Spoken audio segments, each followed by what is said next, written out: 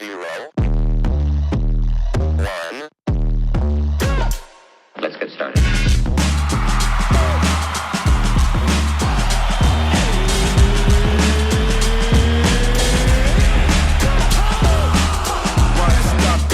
It is time, and welcome back to this week's episode of the NBA Fantasy Recap Show, brought to you by DBOB. Don't bet on birds. I'm your host.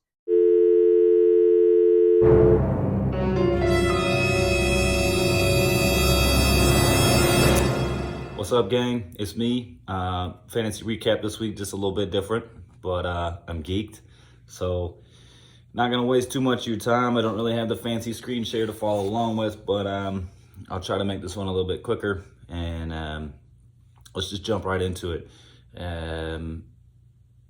Have some kind of standouts this week. Not as many little close matchups as we've seen in the last few weeks. We have some teams that kind of broke away from the pack a little bit.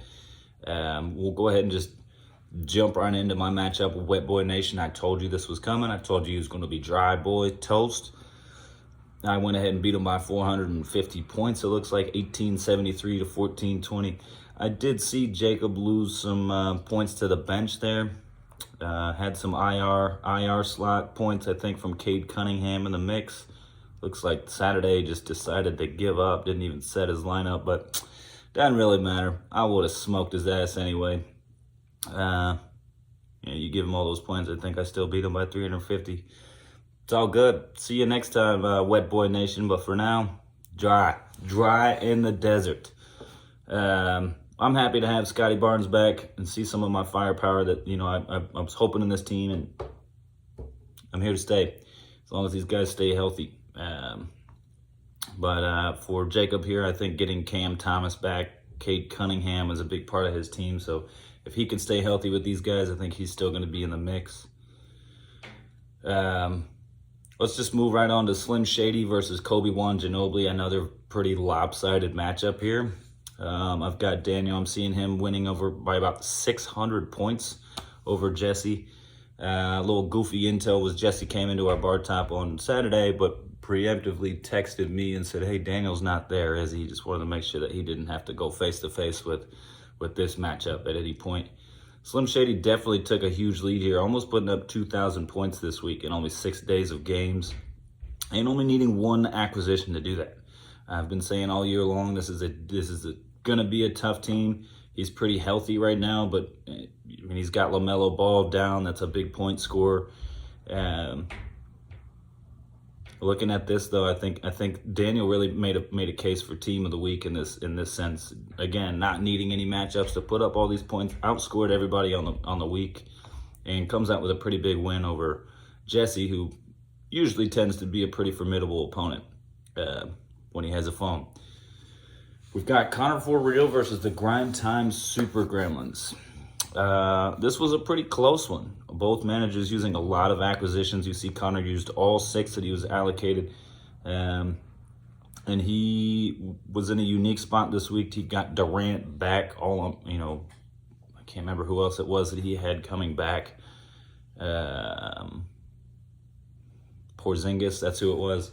So he's got some added firepower to this team, and those guys aren't even up on the top of the list of his top point scorers. You'd see his top point scorers are Şengün and Tyrese Halliburton somehow, even though Halliburton had a real bum showing the other night. 2 bum showings against Detroit and Memphis. Who knows what's going on with Hallibuster? I said it, but we'll see. We'll monitor that. On the other side, one of the top performers of the week was on Grime Time Super Gremlins team, and Anthony Davis. Super Gremlins are one of these wild card teams, man. He's got a lot of guys who are not on the floor that could be on the floor and be difference makers. Guys like Joel Embiid, dare I even say his name, but not enough this week. We see Connor For Real take a win in a big matchup there, and he's rolling right now with 3 wins in a row. He was down 3 weeks ago. He was 0-3. Now he's up to 3-3, and he's moving up in the standings. So we'll move into the standings here shortly. We'll take a look at what that's looking like. But in what I believe to be the matchup of the week, we had Injured to the Max versus Wow, My Team is Soft. These were our big Titans the two undefeated teams that were facing off this week. This was kind of projected to be our matchup of the week, and looking back, I think it probably was. But Wow My Team is Soft takes a 100-point win over Injured to the Max. James Harden with 280 points. Bam Adebayo over 200 as well, 210, both for Wow My Team is Soft. Franz Wagner, our player of the week from last year, was Eric's best player this week on Injured to the Max with 231 points. And then Jamal Murray was his second best with 143. As you look down the list, though, Eric did pack it with a lot of guys that were filling up about 150 points. It's just not enough firepower to take down Wow My Team is Soft. Both guys used all 6 of their matchup acquisitions. Again, I think we're going to revisit this as our matchup of the week this week. But congratulations to Dakota. Couple tough matchups in a row for Dakota and myself and Eric this past week rather. So it'll be interesting to see if Dakota might have made enough moves to kind of shake up, the stability he had on that team. Just to get those 2 wins. Sometimes that can hurt you moving forward to the next few matchups that you have if you had to sacrifice a good player somewhere along the way. But again, once we get to our outlook for the rest of for this week ahead of us, we'll see where Dakota could be at with some of that, and we'll look at that again, and also maybe talk about Espinosa and Injured to the Max. He might be in trouble. It might be max pain moving forward, but we'll see. We've got CJ, it's Coach Kawhi and Saboner beating Team Velasquez by just about 200 points there, 250 points. I don't see a lot to report on here. This was one of those just kind of played out the way it was. It again, as I always say, for CJ boils down to the Kings here. I see Sabonis with 263 points. De'Aaron Fox, he's able to have DeRozan back on the floor. I do know he has DeRozan on the trade block. So if anybody's kind of looking to shake it up or just watch a different team in general, you want to swap a star, DeRozan's a great player, I think, to send some packages around CJ's way. I also think you might be able to fleece CJ if you present it in the right way. I didn't say that. Some bad intel. CJ's smarter than I'm giving him credit for, but we'll see. He's trying to trade up. He wanted to trade DeRozan for LaMelo Ball or something. Daniel, at this point, I might be taking that because who knows when LaMelo could come back and get hurt for the rest of the season. We'll see. But I've also never seen DeRozan with such... he's been kind of spotty this year. A few years ago, he was an MVP candidate, and this year he's having some injury problems. So keeping guys like that on the floor are going to be big for CJ. On the other side of that matchup, though, Team Velasquez has Karl Anthony Towns and Victor Wembanyama. Wembanyama's on a tear lately. 103 points last night against Sacramento. He's hitting a lot of three-pointers. Three-pointers are giving you an extra point in there for the three-pointer made. Last night against the Kings, he had 5 of them made. Triple-double points, double-double points. I mean, Wemby is one of those ones. That could make a difference to Team Velasquez if he stays on the floor. It looks like he played all week this week. So if he can do that, maybe Jorge can string some wins in here. But his Ty Jerome banger that he had last week that run seems to be over. So we'll just kind of have to see if he can get another hitter off the wire or not. But these are teams that could surprise us. These are teams that could beat some of the bigger teams as they're running for a playoff spot moving forward. Again, the playoffs start in about 10 weeks, so not necessarily time to hit the panic switch yet, but time to pull your head out your ass, whoever you are. If you need to be looking for that playoff spot, let's figure it out, Grimes. So moving on to the next one, we've got Boilermakers versus Chanks Chuchos. Chance is back in it now in the phone world. So I think we're going to see a different direction from Chanks Chuchos moving forward. He's not in a terrible spot with 2-4. I mean, it's nice to see him get a couple wins in there, but definitely did not win this week as the Boilermakers hit the 3-3 mark with this win. Jalen Johnson is his top performer over Nikola Jokic. I think Johnson was an outstanding pick in the draft. I mean, he's not somebody, he wasn't really on my radar. but I think he's making a case for the NBA's most improved player this year. He's just shy of averaging a double-double, playing very good minutes for the Atlanta Hawks, and also getting some good numbers up for Team Boilermakers here. So if you pair him alongside Nikola Jokic, and these guys both play a lot of games this week, this Boilermakers team could be kind of tough to play. I know off the top of my head that the Atlanta Hawks they do play 4 times this week. So as we look in that, we've got a cool matchup coming ahead for the Boilermakers, which we might as well just scoot into this week's matchups real quick here. We'll get there in a moment, but just to kind of highlight what I was mentioning there, in this week we've got Manager of the Week, Connor For Real. How about that? Connor For Real, Manager of the Week. Using up all those acquisitions to sneak by Grimes and working around injuries, reincorporating players that are coming back from injuries. I think he did really well using that IR slot and kind of analyzing who was going to be in the right places at different matchups and different games this week. But Connor For Real, I think this is the second time this season that we've given him Manager of the Week this early. It's cool to see him working this hard. Again, he's on a 3-game win streak. That is the longest win streak outside of Dakota, who is moving on to 7-0 undefeated, or 6-0. I can't do this math, man. This is too many numbers. So I've got Connor For Real, Manager of the Week. I have Slim Shady as Team of the Week, most points out of anybody, 19-25, and only 1 matchup acquisition to get it done. He's also down LaMelo Ball, and to see him still up with the most points out of anybody this week, I think I should sneak in there with honorable mention because I was right behind him with second most points in the week. But we'll get there. I'm gonna be getting my flowers later, so I'm not tripping about that. Matchup of the week, I see Injured to the Max versus Wow My Team is Soft. This was our closest matchup of the week. It was close the whole week down. These were the 2 Titans. I think that one explains itself. But looking at Player of the Week, I like James Harden. James Harden, I think, was maybe the highest scorer out of all players in the week. I'm seeing that, but I also am seeing 280 points by James Harden for While My Team is Soft, a team that was only, a close matchup the whole way down, only winning by 100 points. I think James Harden was one of those guys that really made a huge difference for While My Team is Soft. Had he been 50 points less than that, this would have been a much different matchup, at least mentally, for While My Team is Soft. If he would have been down those points moving into Sunday, I think James Harden really allowed him that breathing room and something to just kind of bet on, like, okay, I've got him playing at 10 o'clock towards the end of the night, things should be okay. And as you look at it, to close out the matchup for them last night, he did have a 39-point game, 1 rebound shy of a triple-double, 90 fantasy points last night for James Harden. That was kind of the end-all. There it is. Our matchup is over.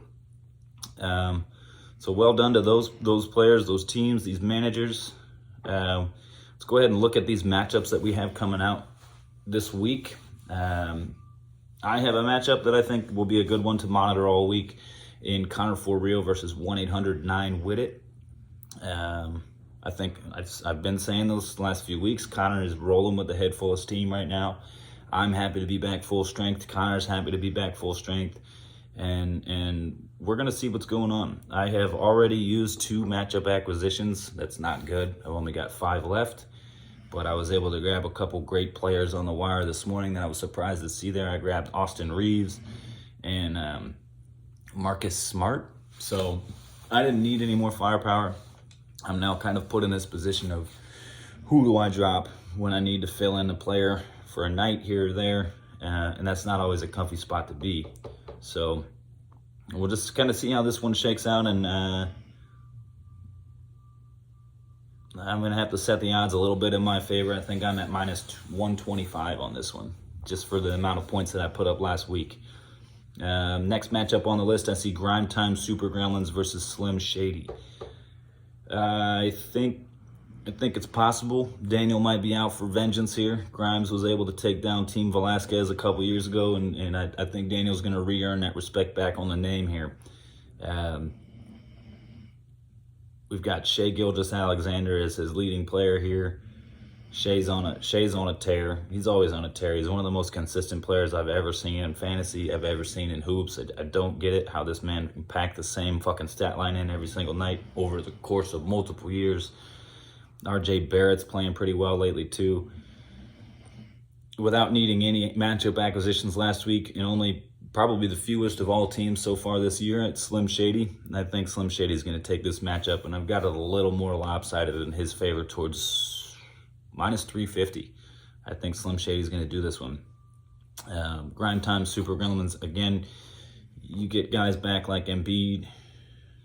He loves to hold on to Mark Williams for whatever reason. Again, I'm not crazy about these Hornets centers, but looks like Embiid is fucking toast. I don't know, man. I think you're fucked. Grimes, you should just give somebody else your login, and then we can just blow your team up, and you can go on your merry little way and not have to worry about basketball anymore. All right, we'll let that go. While my team is soft, is set up to match up against Wet Boy Nation this week. Wet Boy's in trouble, man. He's without Cam Thomas for the next few weeks. Cade Cunningham day to day today. Cade could play again. Wet Boy's going to need more firepower than those two guys to really take down while my team is soft. But I'm seeing some, again, as I was mentioning a few minutes ago, I think he might have given up some of these guys. Dakota might have given up some of these guys that he didn't really want to last week in that matchup, just to be able to make sure that things went his way towards the end of the week. So long as Wet Boy Nation sets his matchup, that's the only way sets his lineups. The only way I think he really has a chance in this one. But I'm gonna set this at minus 275, minus 350, somewhere in that range for while my team is soft. I think Wet Boy Nation is still dry, and I don't think he's got it in him. But we'll see. We'll see if he can put some gas in the tank and give it a run.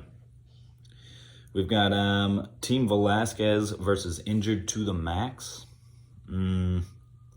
This is Wemby versus Antetokounmpo, pretty much. Those are the two stars from each one of these teams. I see Jorge's IR slots are all the way empty.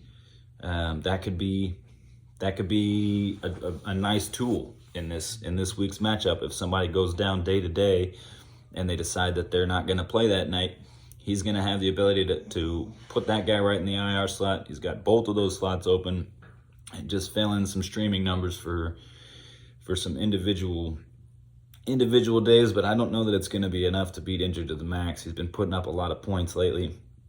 Seems to be at pretty good full strength right now. And again, Franz Wagner, absolutely no reason that man should be playing the way he's playing right now. The Wagner brothers are serious. Orlando is balling. So we'll see what happens. But I think I've got Injured to the Max at minus 400 in this matchup. I think he's going to come back strong from this last week's loss against Wow, my team is soft. We have Chanks Chuchos against Coach Kawhi and Saboner. This is a wild card. If Chance is back, if he's going to be able to watch this waiver wire the way that, he's heard us talk about it. He's been in the loop. I see him all the time. He knows what's going on. This is not a bye week for anybody. Chanks Chuchos was never a bye week. I think I'm finally going to put him in favor of this matchup here. If he can get in there, and I think Chance is really looking at these numbers better than anybody's giving him credit for. And I think that if he's full strength and dialed in, I think he ought to win this matchup against CJ. CJ's going to be kind of hurt with... I'm seeing the Kings playing a lot, though. That's big. He's got a lot of Kings firepower, so... Maybe CJ does deserve a little bit more credit than I just tried to give him, but I'm going to set this a little even here. And I'm going to put it in Chance's favor. Chance is minus 150 in this matchup. I think it'd be a close point spread, but we'll see if Chanks Chuchos can get the dogs together and get them out here. But probably my favorite matchup of the week right now. This is my contender as matchup of the week moving forward. For this week would be Obi-Wan Ginobili and Boilermakers match out for the first time. These are the brothers. This is the Cochrane Bowl. This is the first week we've seen the brothers match up. We have a couple other brothers in the league that haven't matched up yet. We're going to have another Brothers Bowl coming up. But right now we are looking at the Cochran Bowl. Both teams 3-3. Jesse's team's kind of hurt. I know the Atlanta Hawks play 4 times this week, which puts Boilermakers, what's his name, man? Jalen Johnson puts him out there on the floor 4 times. I think I'm going to have to put this in Boilermakers' favor over here, but I do think this one has the opportunity or the potential to be kind of close. I'm going to line Boilermakers up with a -175. I think Jokic,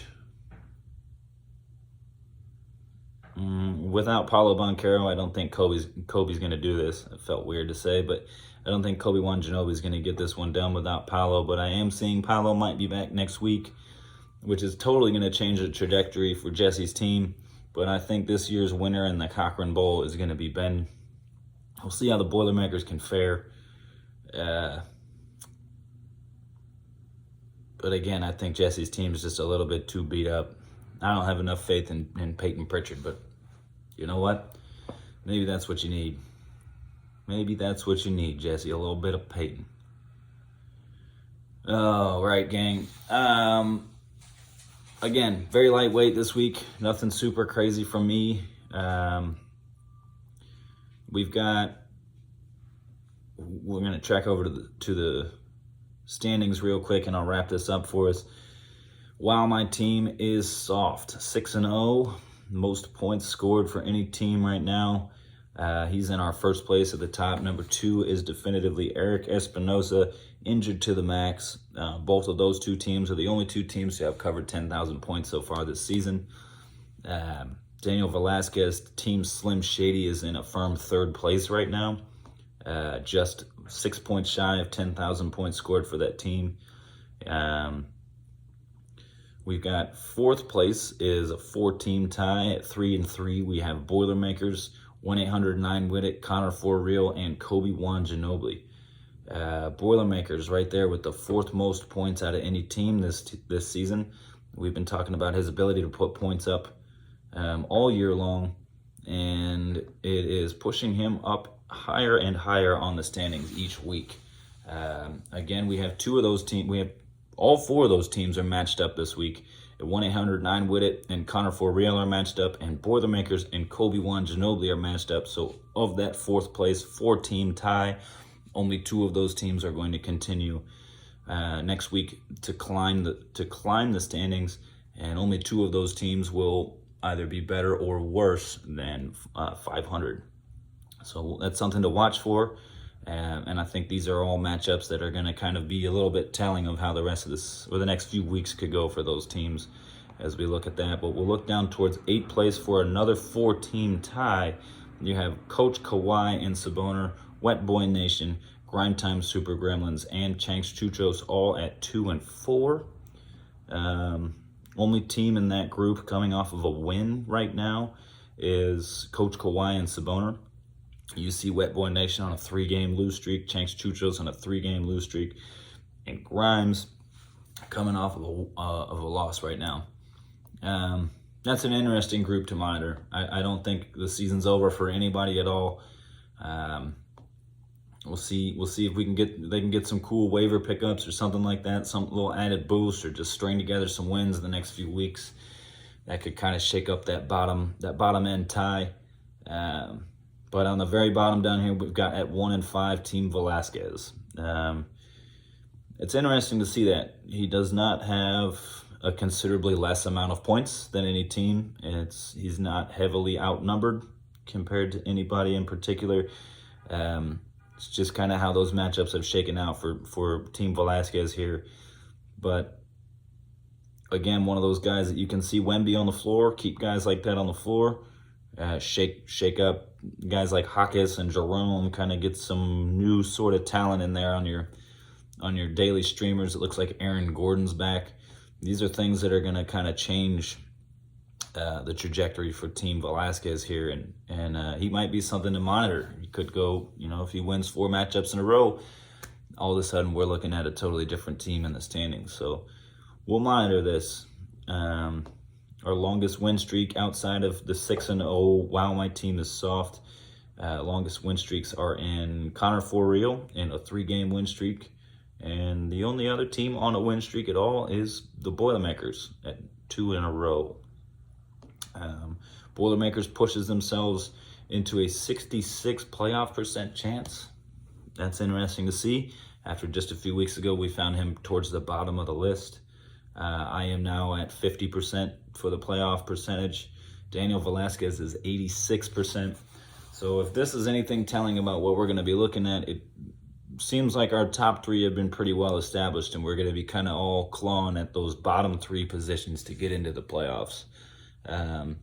Just to kind of jog your memory again, we changed our playoff platform this year. We will see 6 teams make the top of the playoffs, and then 6 teams fight for the bottom of the playoffs, I guess. But the top of the playoffs, number 1 and number 2 seeded teams will have a bye week in the first week of the playoffs, where you'll see 3 match up against 6, and you'll see 2 match up against 5, or 3 match up against 5, or something like that. And then those are only going to be 1 week long. Usually in the playoffs, we see two week matchups. But I'm sorry, I'm falling apart here. This week we're going to change that with an extra round, first round, second round, and then the championship round will be a 2-week matchup.